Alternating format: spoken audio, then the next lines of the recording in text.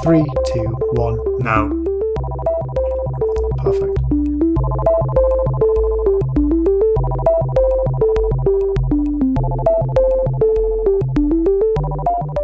What up, Luke? Yeah. What isn't? Everything's up. Nothing's down, actually. Good. There's nothing down right now. So, tradition once. Oh, yeah. I have a fun You gonna fact for you. fact me? Yeah. Oh, here we go. Did you know that pigs can't sweat? I did actually know that, yeah. Oh, no. That's why they roll around in the mud, right? Cool So, themselves down. just to end that fun fact, Fun farmyard fact. this means... Fun farmyard fact. So, basically this means that sweating like a pig is Oh. a very, very, very hard word to pronounce for a Frenchman. Misnomer? A misnomer? Yeah, misnomer. A misnomer! Misnomer. Yeah, there we go. Yeah, That's how I pronounce it, yeah. yeah, of course. Misnomer. It took me ages to practice that word before the podcast, so Amazing. just respect Well, you did very the well. way I... Yeah, you did really well. Well done. Thank you, man, thank you. I didn't practice this word, so... Careful, people start realizing that you're French. I don't understand what you mean. I am a perfect British! Oh, Luke, what was the song that you used to sing? To make you sound British? What the was song? it? Yeah, it was like a grime song. The police are coming for you or something. Yeah, it's ah putain, I can't remember the name. I can't remember her name. Smith, something Smith. She's from Georgia Smith. You better watch out. Ah putain! Yeah, what was it? You better run. That's it. You better better run. You better run. You better run when you hear the sirens coming. Yes. That's it. But because it's a play with a Dizzy Rascal song. I can't remember which one from Dizzy Rascal. Yeah. So yeah. So good. So good. Anyway, yeah, so you're British. Cool. Yeah, I'm British. Of course. I actually don't know what you wanted to talk about. You said that you had stuff to talk about. You had like a kind of theme. But I'm gonna jump in and just be like, I need you to tell me about your spreadsheets. Oh, no. Was that the theme? Yes. It was. Yes. Good. I'm glad. I'm happy you discovered because I didn't know how to introduce that. Yeah, well, so I never used to like spreadsheets. I used to think, what's the point in spreadsheets? I used to have bosses that, loved spreadsheets. And actually, until I was in a more like kind of management team kind of situation, I'd never understood the value of them. Yeah. But then once I started using them, You see the beauty. now well, the fact that you like Google spreadsheets, you can input your data and then you can like generate graphs that get updated on the fly.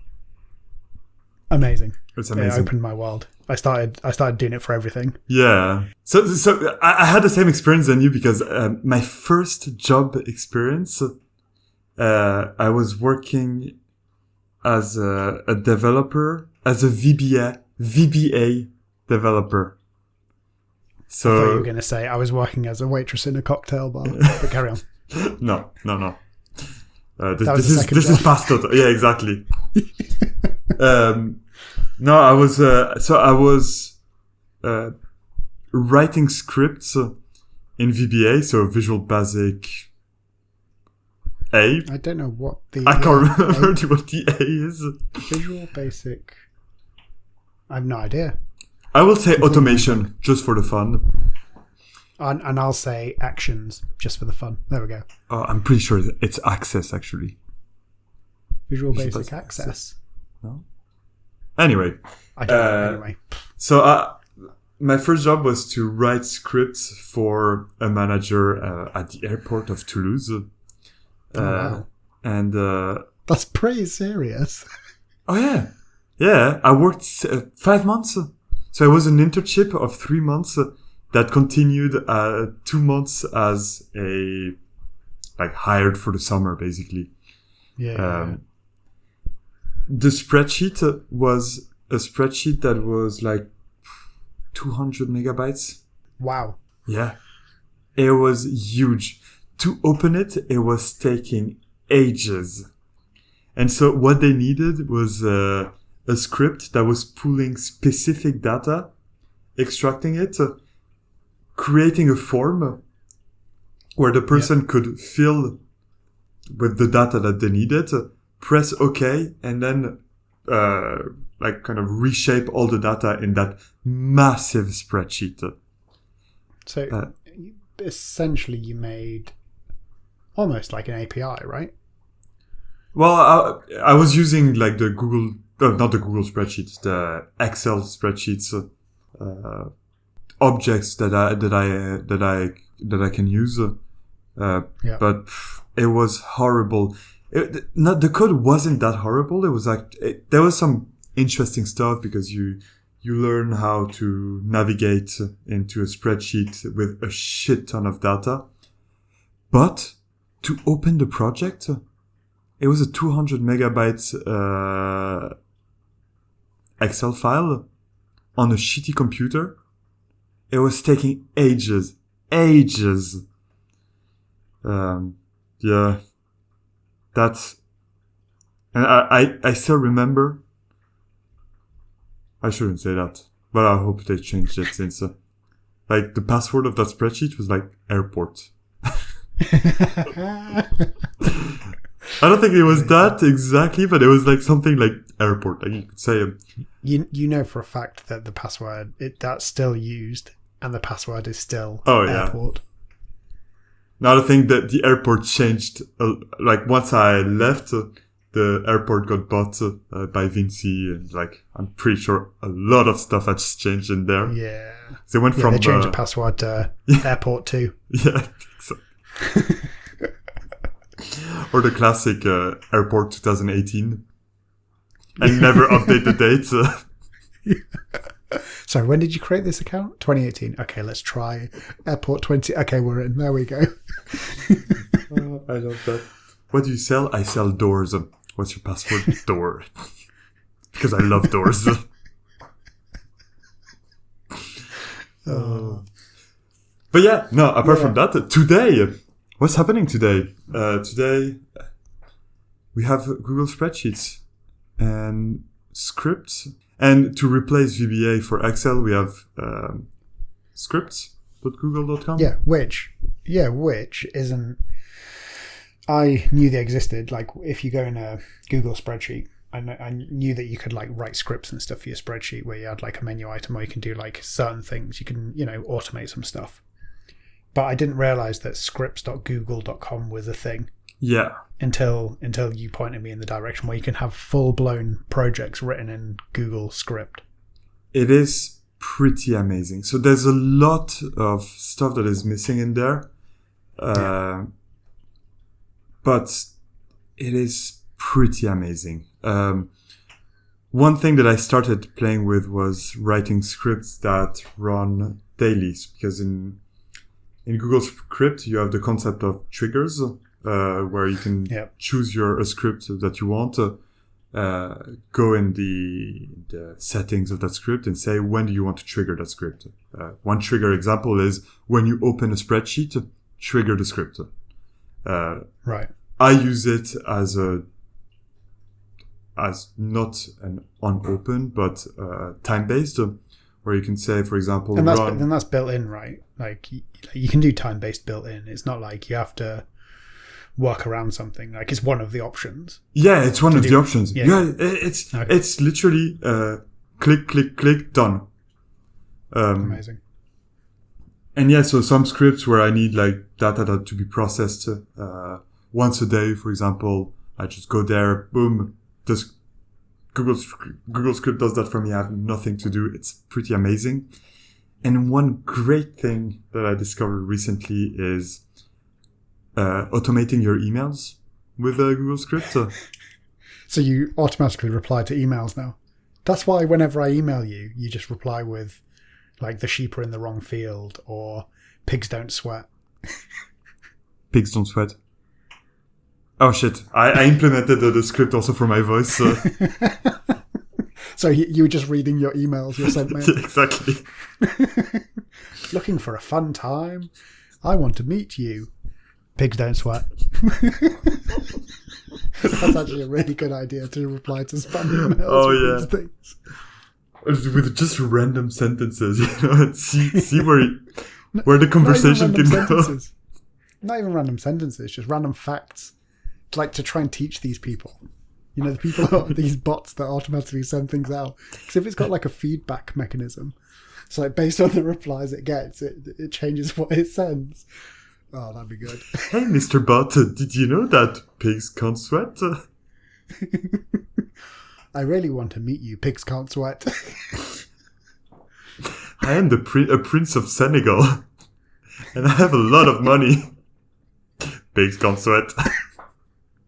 Oh, God. Amazing. Uh, I can't remember how we got onto that. Email automation. Yeah, because some emails that I receive daily, I know that there's stuff that I can automate in there. For instance, Yeah, like stuff from managers and whatever. Yeah, like manager, boom, to the bin.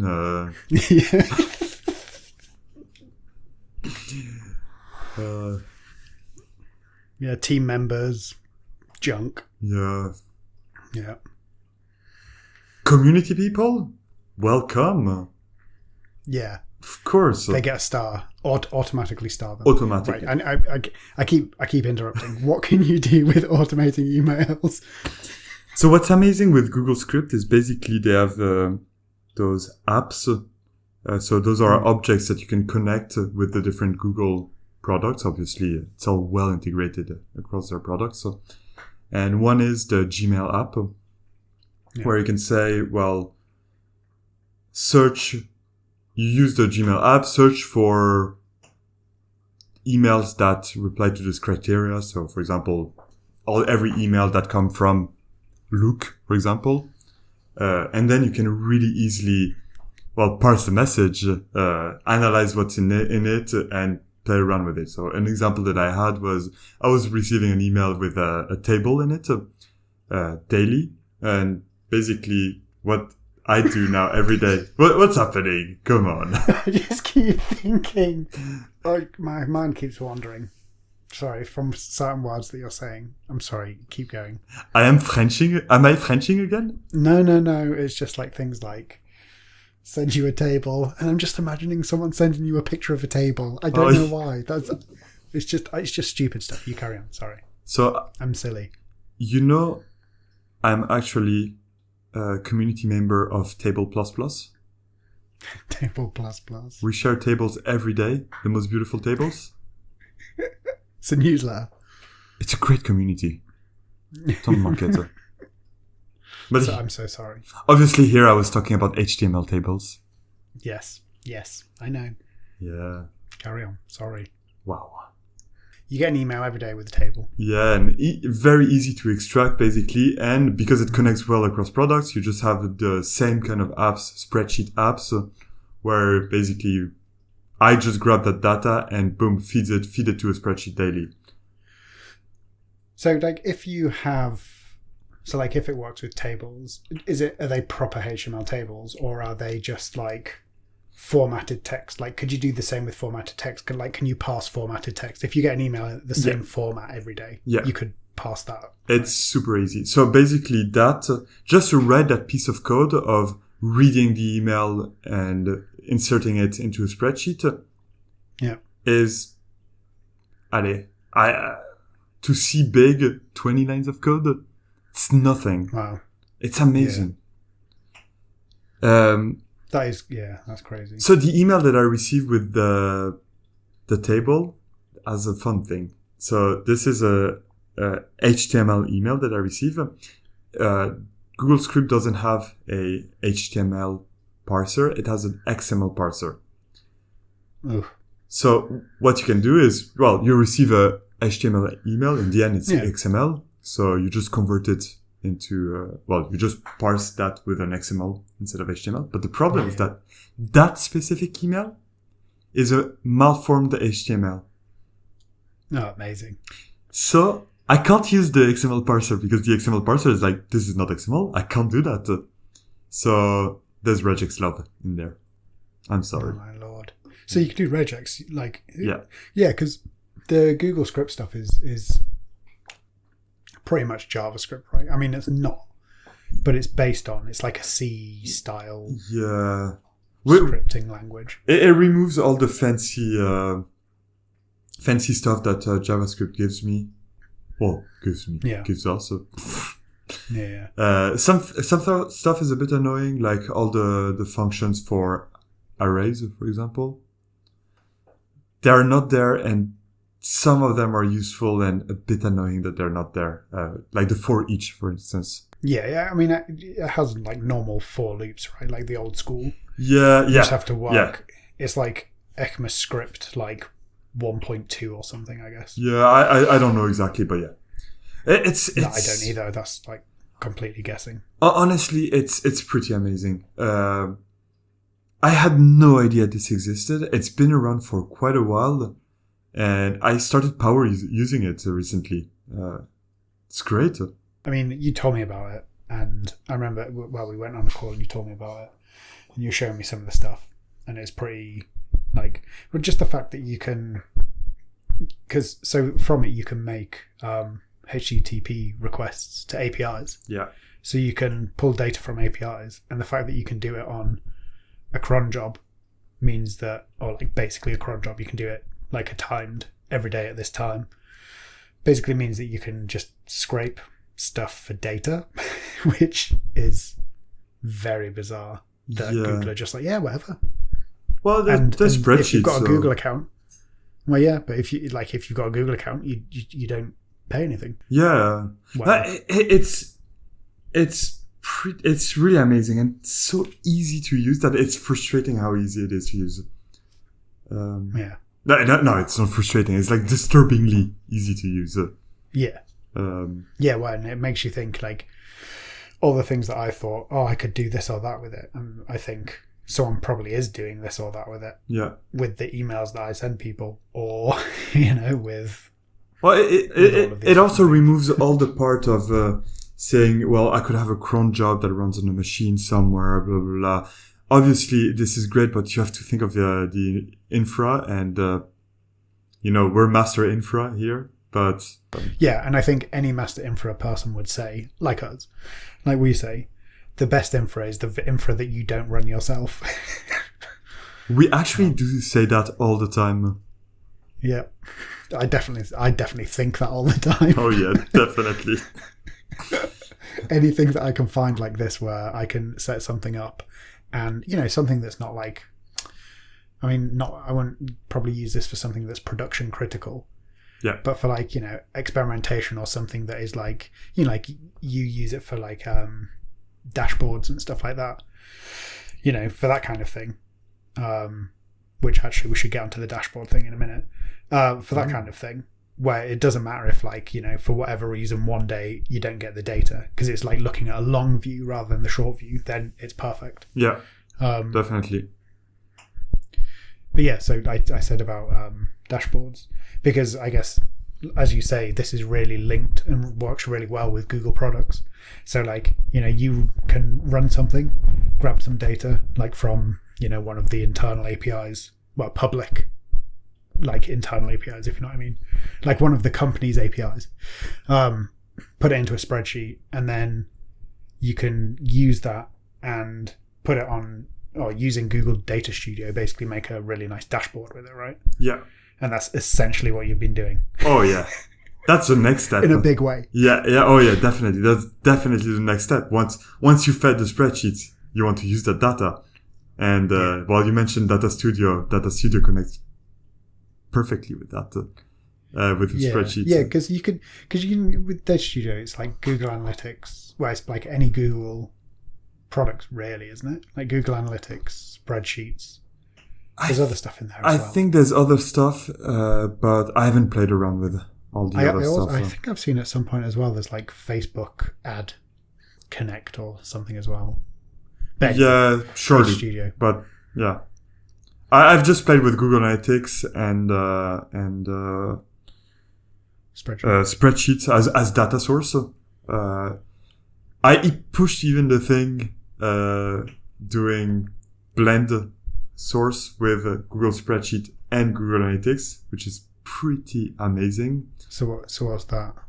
Well, I wanted to do some kind of analysis of the traffic on the blog. Yeah. So I had Google Analytics to get the traffic, and on the other side to kind of feed a little bit more the so I don't just get a URL and a page view, for example. I wanted to know, well, what's the title of the blog? What's who wrote it? When was it published? Well, this comes from Well, I WordPress. guess you can get loads of stuff like how long is the blog? Like how many words is it? Yeah. Even stuff like that, I guess. Yeah. So basically what I did is I have a script from Google Script that runs daily that pulls from a WordPress API. Yep. Feeds that into a spreadsheet. So basically my script gets all the articles for example, a certain tag. I'll get the publish date, the title, and the writer, the publisher. Author. Yep. Yeah, the author. And with that, basically, and the slug, which will be my ID. And then on Datastudio, I will blend this data with the Google Analytics data that I have. And both need to match, the slug that is displayed in the URL and the slug that comes from WordPress. Yeah. Nice. It's pretty amazing, honestly.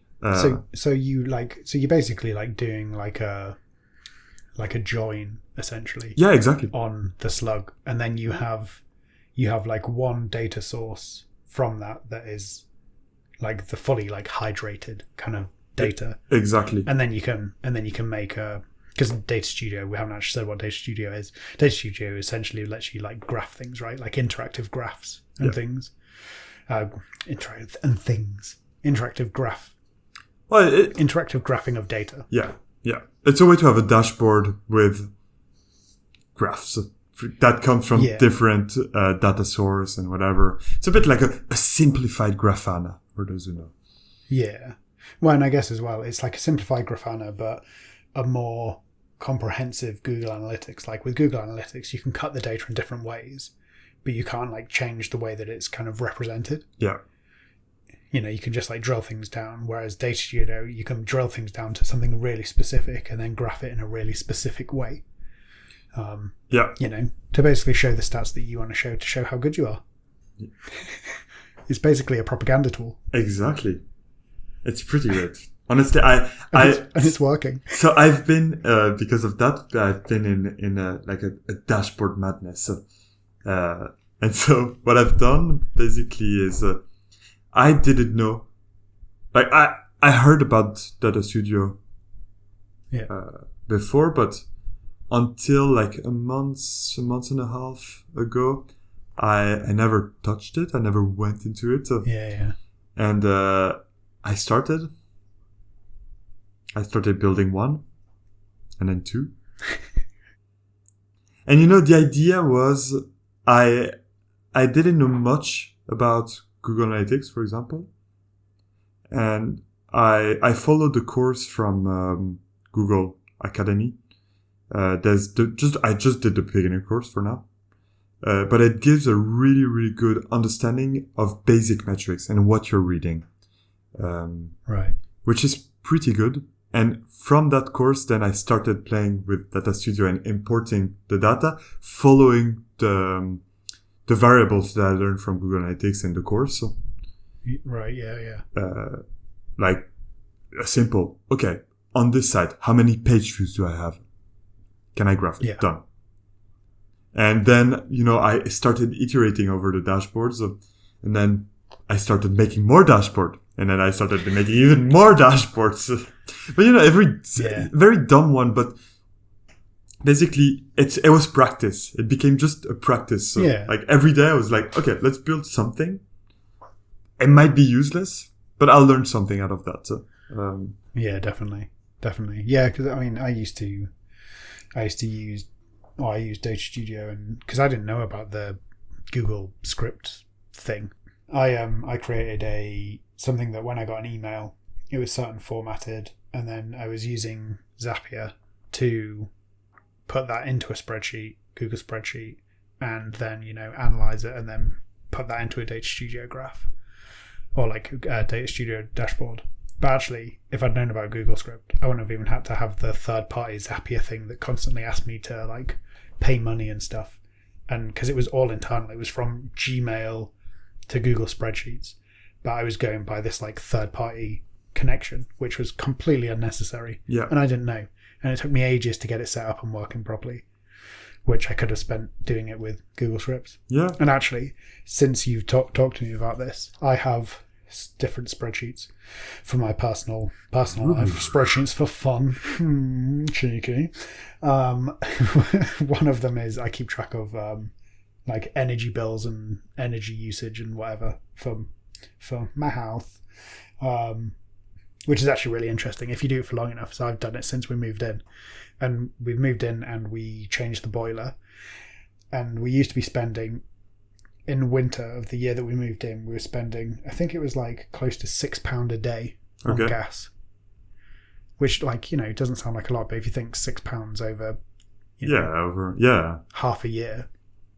But anyway, so then the year after changing the boiler, it dropped down to like £3 something. Oh yeah, okay. So wow. I can see the impact of getting a new boiler, and it's really cool for stuff like that. And that sounds really geeky and not actually that exciting, but it is actually quite exciting.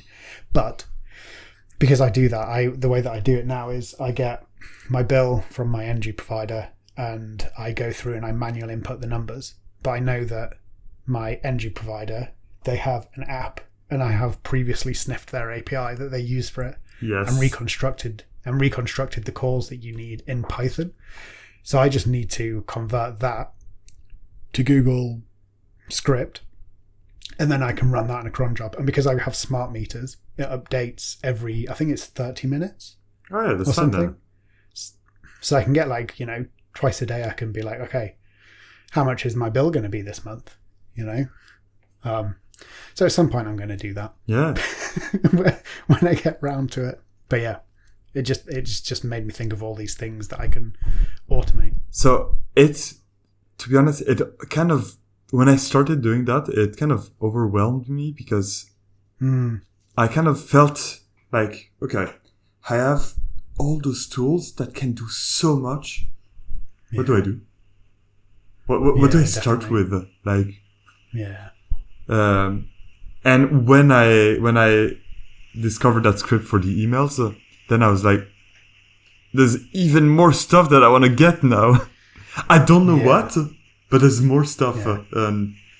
Yeah. That's the thing, isn't it? It's like learning about these things. When you first told me about it, I was like, God, this is so powerful. I can see so many things, but I actually have nothing that I genuinely need to do right now with it. But I want to do something. Yeah, of course. Because I'm excited about it. But I had nothing to do with it.